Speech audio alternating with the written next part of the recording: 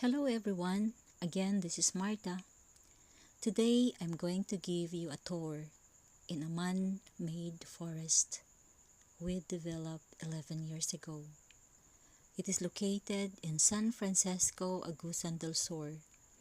Native trees are planted in the area of about 10 hectares. Dear friends, trees are very important to our lives.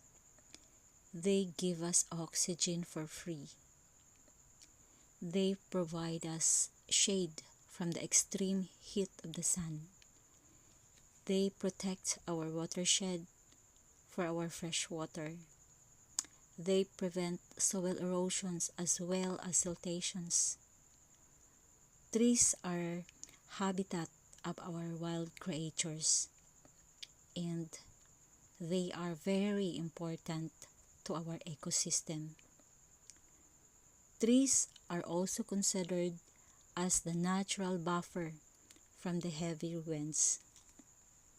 My dear friends, our Mother Nature is calling us to plant more trees for our next generations to experience the real nature and not just only in books.